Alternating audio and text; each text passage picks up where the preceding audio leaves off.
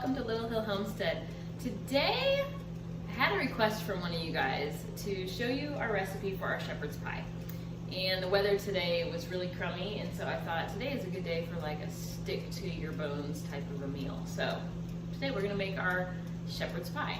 It's got a couple variations to it that you guys can use, but let's just jump on in. So over here, I'm gonna keep spinning. Oh, I did have somebody ask about an apron, by the way. So this apron, it's looking kind of funky right now.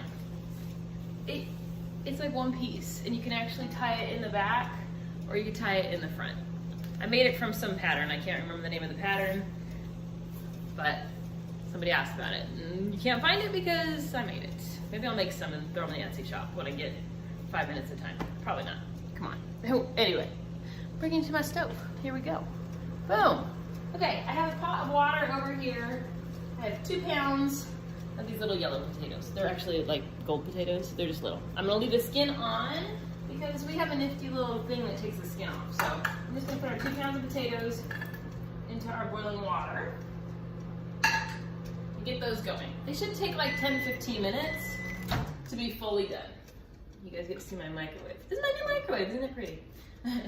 I like to heat up my broths and stuff to put in this so that it kind of moves it along a little faster. But, all right, here I have a large pan. Let me move you up a tiny bit. I have a large pan. I'm gonna put a little, no, you can't see the pan, you guys. Oh, by the way, I look like crap because it was like 0 degrees this morning when we woke up. We were worried about our pipes freezing and it was kind of a mess, and so I just threw on whatever today. So, hey, here it is. Okay, I have a little bit of, I use avocado oil because that's what I have. You can use whatever oil you've got, it doesn't matter. And into that we are going to add, let me see how I can get this over here, because it weighs, my new cutting board weighs 1,000,000 pounds. And so it's really hard to maneuver. I didn't think of that when I bought a cutting board the size of Texas. Okay, I have 1 onion that I've diced up, and then 2 carrots, which I've done in forks, and they're like little thin pieces of carrot. We're just gonna add those in there. You can use more carrot, less carrot. We like carrots, so we'll have some carrots. And I'm gonna save my garlic so that it doesn't burn.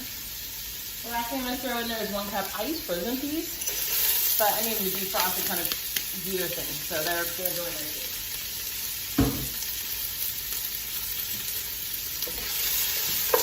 And we're just gonna stir that up and let it cook until your carrots, this is the worst angle ever. I'm trying, you guys. Here, if I bring you up a little, we'll see. Is that better? At least you can see my top of my head, even though, what is this? I did a whole video the other day, and the whole back of my hair was totally jacked. So, you know, like I said, we're not perfect around here. Nobody is. If you're perfect, this is not the channel for you. Okay, so you're just gonna cook that basically until your carrot is totally cooked. This is probably one of the longest parts. I'd say like 10-ish minutes, but honestly, you want to pull the carrots out and try it to make sure it's not crunchy at all. So I'm gonna let these cook down for about 10 minutes. I'm gonna turn the heat down just a little bit to like a medium-high, and I'm just gonna keep cooking this part down. So our carrots are soft, and our potatoes will probably take about the same amount of time. So I'm going to turn you guys off. I'll see you in 10 minutes. Where's my clicker? You guys, I'll get my life together in the next 10 minutes. It's never going to happen. All right, be back in 10 minutes. All right, our carrots are nice and getting a little bit soft. So the next thing we're gonna do is add 1 pound of ground beef. We like to do this with ground lamb as well, but I only buy it when I find it on a really, really good sale, like $2-3 bucks. And right now that wasn't it, so we're doing ground beef this time. So I have one of these guys. These things are awesome if you do a lot of like ground meats for squishing them up. So you just kind of break the meat up with that, and you just want to cook your meat so it's fully browned and cooked through. And I did leave my veggies in there. This is going to smash them up a little bit, but half of my family is standing on this side of the kitchen dancing, thinking I won't notice. It took me a minute. This is actually, well, you were dancing. The other one was dancing. The oldest one that's getting ready to graduate from college and all that stuff. This is like a recipe that he likes a lot. So. Which we're trying to like come up with a way to get all his favorite recipes that we make into like a cookbook that we can send with him when he moves out. And I just keep telling him, well, just go to my YouTube. Just go to my YouTube. Like all your favorite stuff will eventually be on there. So, which is kind of just sad because, you know, you want to pass stuff down to your kids and I'm like, just go to YouTube. Anyways, I'm just going to keep cooking the meat until it's fully cooked. My potatoes are not quite tender yet. They're getting close. So it's probably been, honestly, it's been like 15 minutes. These carrots, like I said, take forever. I did pop a lid on it so that they would keep cooking without burning. And that helped speed it up just a little bit. But this is, like I said, the longest part was the carrots. Carrots and potatoes. All right. So I'm just going to let my meat keep cooking away. And my potatoes will be the next thing. I just don't want this video to be incredibly long. Otherwise, I would just keep you here and watch me cook. I don't care. That's why you're here, right? But you don't want to be here for 45 minutes. Are you guys dancing again? No, okay, good. Tasting my maker. Oh yeah, we got some new aprons. We love aprons, guys. Like, if you have a favorite, I like pinafore aprons because I like things that don't go around my neck, that look kind of like smocky. I don't know. As a ceramics artist, I always wore ones that were like this, like a, well, they're like, they don't go around your neck. They cover your whole body so you don't get clay all over yourself. I like pinafores or those type, and my husband traditionally likes the ones that wrap around your neck. But we got some new ones for my niece. They have our little hill logo on them, so. Oh, maybe I was supposed to. Oh, no, you don't have to mark it. They're cute, right? I like the little buttons they have. Yeah, so.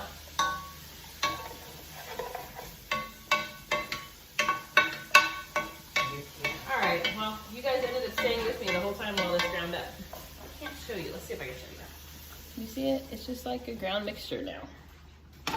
Okay. Okay, we're not going to say okay anymore, you guys. Okay. Okay. Okay. Okay. Alright. Yeah. Si, senor. Sure.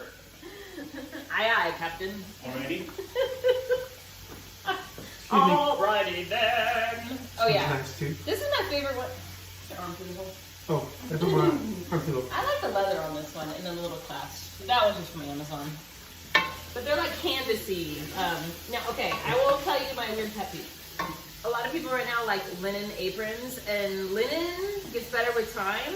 But linen's for like tablecloths. I just don't understand why you'd wear it as an apron that you're gonna use as like wiping yourself off on and get greasy. And they're cute. They look cute for photos, but not in real life. But prove me wrong. Maybe I'm just wrong. I don't know. Maybe like whatever the Viking shirt was? No. Linen is like way more expensive per yard. Yeah. Plain black one. It's usually my barbecue one. We're kind of big Zilla. We're showing them all the aprons. We have quite It's an the acre show. So the next thing we've got is 4 tablespoons of flour. You're just going to sprinkle that on, and that's going to kind of absorb the fat from the meat, so it keeps the flavor in your shepherd's pie. All right. So I've got that in there. Hold up. Then we've got 4 tablespoons of tomato paste. This is half of a can, and I will show you my little trick. Boop. I put the rest of it in a Ziploc baggie, and I flatten it out, and then I write on it what it is, and I put it in the freezer, because why would you want to waste half a can of that? And then this actually, you don't even have to defrost to use it, and the rest of it will pop right out of the bag. So that's cool. All right, I'm gonna get my tomato paste stirred in here with our flour and our meat.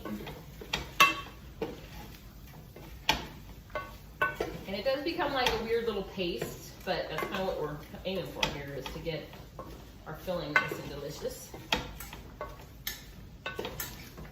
Now we're gonna use the flour that I just put in there to make a gravy in just a second, so. All right.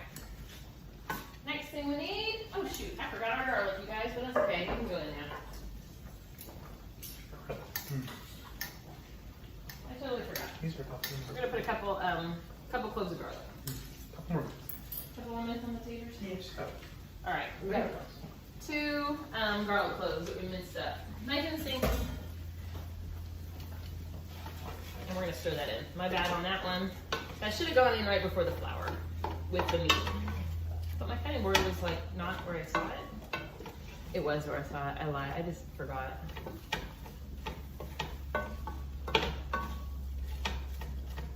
It's okay because we're still cooking anyways. But I know I keep telling you guys I love these little things.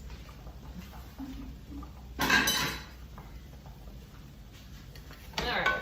So we've now got like a thick mixture. And we're gonna put into our mixture. Okay, one of my kids hates rosemary. So this has 1/4 of a teaspoon of rosemary. What I do is I put it in my hand and then I kind of scrunch it up so that maybe he doesn't notice it's in there. He knows it's in there. I bought ground rosemary and he knew it was in there, so it's a flavor thing. But come on, who doesn't? He doesn't like rosemary or thyme. Those are like 2 of the most traditionally used herbs, and sometimes I just say, I'm so sorry, but everybody else likes it, you're just gonna have to eat ramen. So I put that in there. Time. And then 1 teaspoon of parsley.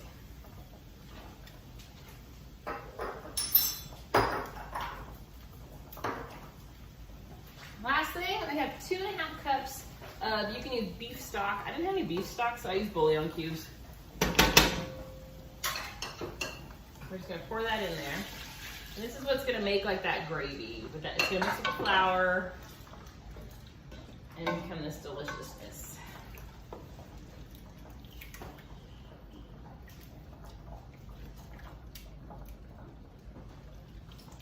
All right, we're just gonna let that boil for a couple minutes, just till it thickens.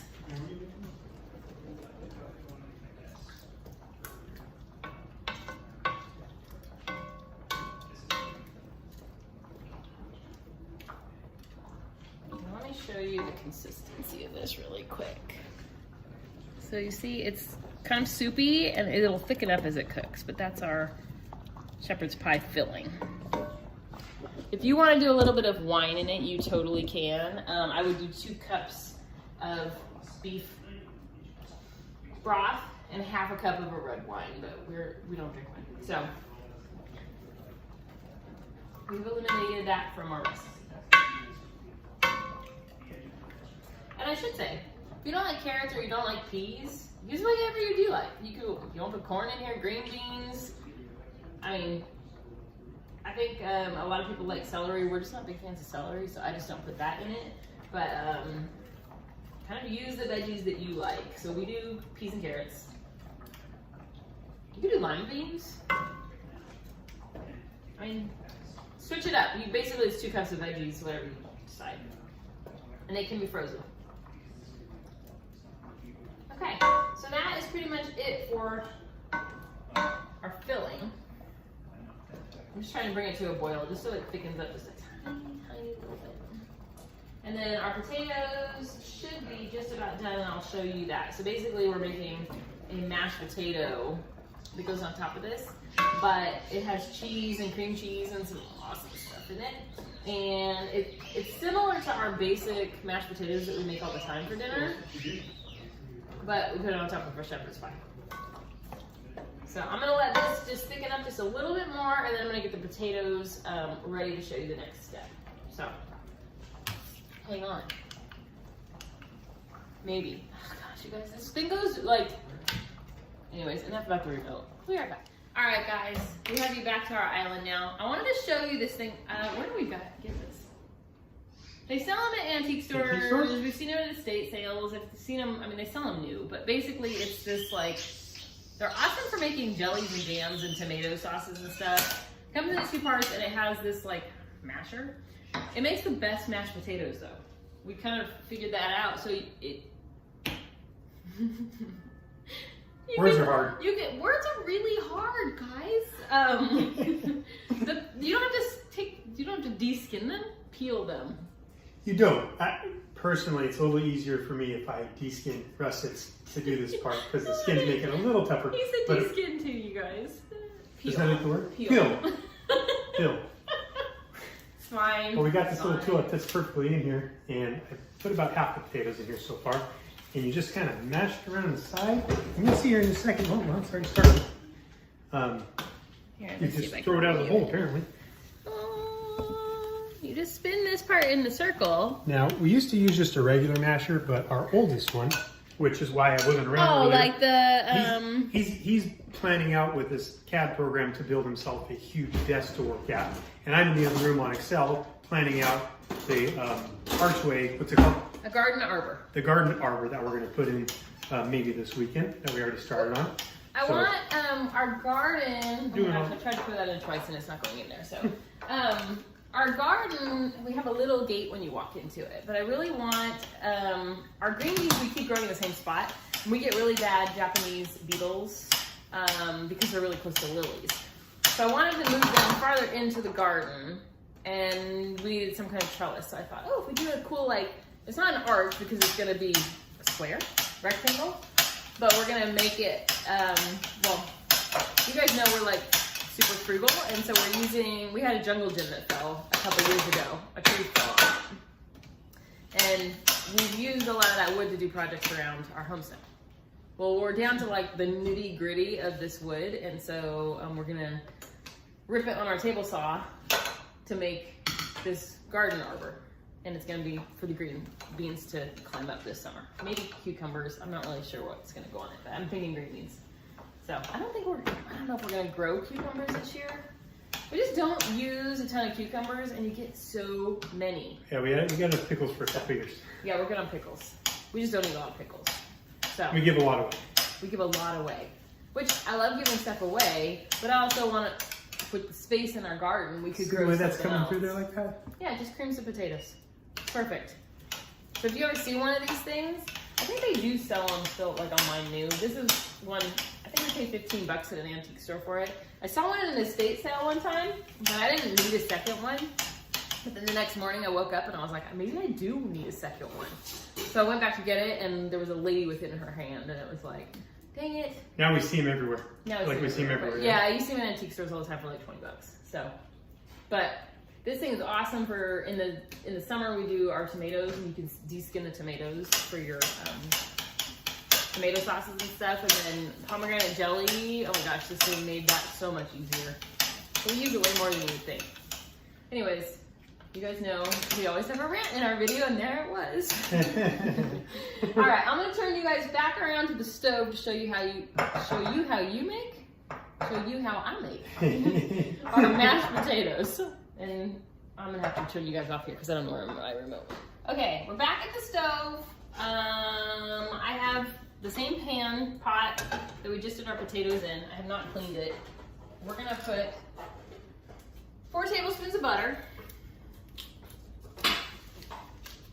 into our pan, just so that it can start melting. And then I have a half of a thing of block of cream cheese. Thanks. Then I've got half a teaspoon of black pepper and half of a teaspoon of salt. And then the last thing, not the last thing, there's more that goes in here. 1 cup of heavy cream. Ooh, train left the station there for a minute. Okay. Then I'm gonna put the potatoes that my lovely lover just mashed for me. I'm gonna plop those in there. And the skins all came off, so these are like super creamy and delicious. Okay, I'm probably gonna turn my heat back on just to get everything melted together.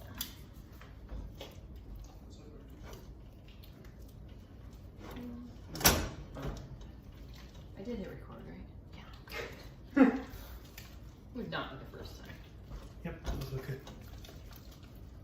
So these are gonna go on top of our shepherd's pie, so you want them a little bit thin. So if you feel like they're too thick and they're not gonna spread out very nicely. Okay, the last thing that you need, I didn't measure this out, I probably should have. It's probably 1 cup.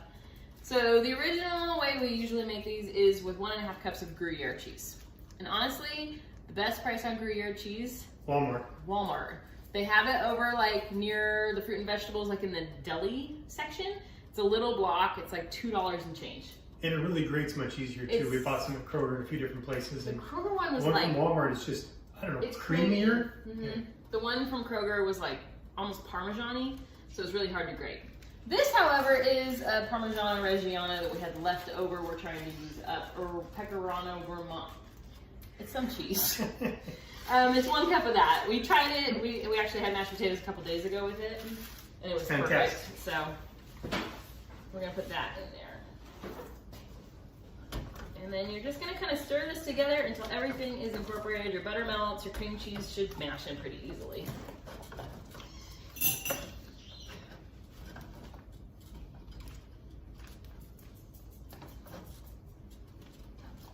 Probably gonna have to add a little bit of milk.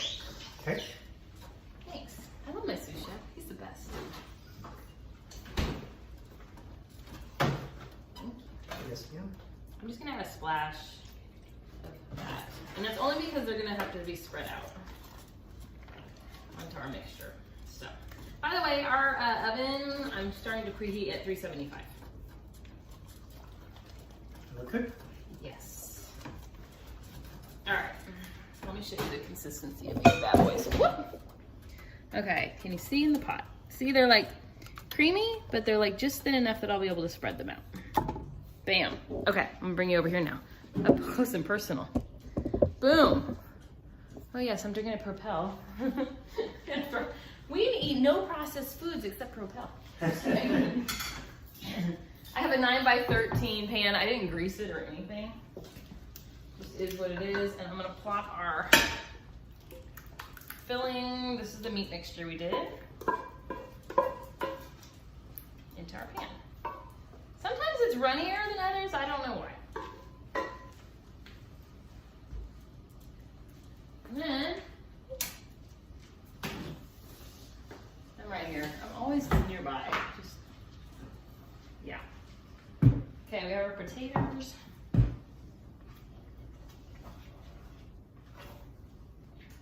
So I'm gonna just give this a little shake to get it distributed into there a little bit. Then our potatoes. You kind of just get yourself a husband, a significant person that wants to hold something for you. That works. You want kids? That works too. Wait, we can use kids for this? I know, Oh, right? hey, I got 3 of them around here somewhere. Okay, so I'm just kind of maneuvering it around so that all of our stuff is filled. I think I'm lacking down here.